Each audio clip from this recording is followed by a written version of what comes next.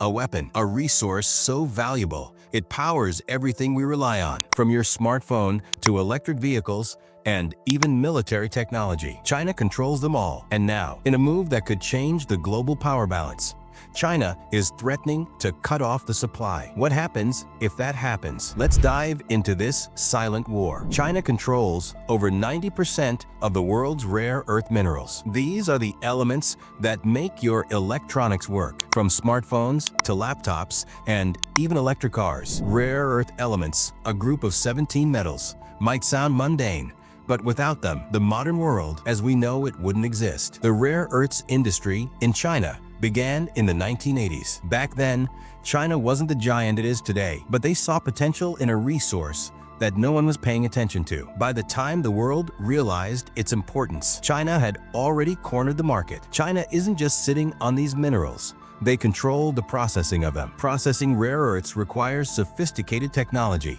that China has mastered, and that mastery has made China untouchable in this field. This dominance is crucial for industries across the globe. For instance, did you know that electric vehicle batteries rely on rare earths? Without them, we wouldn't have the tech that's powering the future of transportation. The United States, the world's largest economy, imports 70% of its rare earths from China. That means the tech that drives American innovation is largely at the mercy of Beijing. From Apple to Tesla, U.S. companies depend on China's rare earths for everything from iPhones to electric vehicle batteries. Even defense systems like the F-35 fighter jets are reliant on these minerals. The U.S. has known for years that it's vulnerable. Still, it's been slow to act. Why? Because the world has been complacent. No one thought China would ever wield this much power. But now that complacency is being tested. China has imposed export controls on 7 crucial rare earths, including yttrium, samarium, and gadolinium. These minerals are used in everything from consumer electronics to military defense systems. This isn't a simple tariff. This is a power play. So why is China doing this? Why now? Experts argue this is part of a larger trade war, a strategic maneuver to exert pressure on the United States. By controlling rare earths,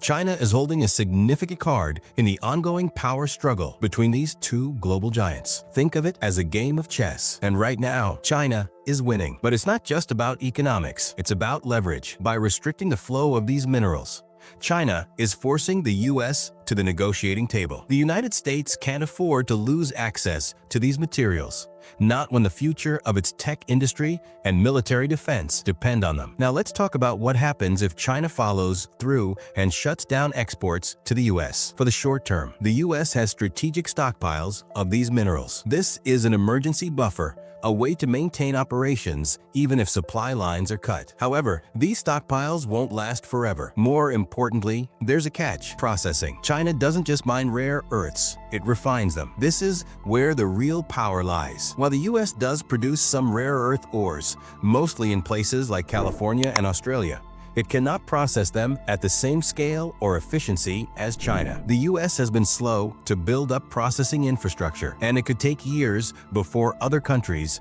can catch up to China's dominance. This leaves the U.S. in a dangerous position. It's not about just having access to rare earths. It's about the ability to refine them into usable materials. And right now, China controls that process. That gives China an immense bargaining chip, a chip it's not afraid to use. In 2011, China imposed rare earth export restrictions on Japan, and the entire world took notice. Now, countries around the globe, like Vietnam, Australia, and Canada, are scrambling to find alternative sources of supply. But the challenge remains: processing. The question is, if China cuts the U.S. off, can these countries step in and fill the void? The reality is clear. If China wants to really hurt the U.S., it can stop all exports, not just to the U.S., but to the world, and that would have global consequences. So the real question is, can the U.S. afford to keep depending on China for rare earths? Or is this a wake-up call to create its own supply chain? One thing's for sure: this silent war over rare earths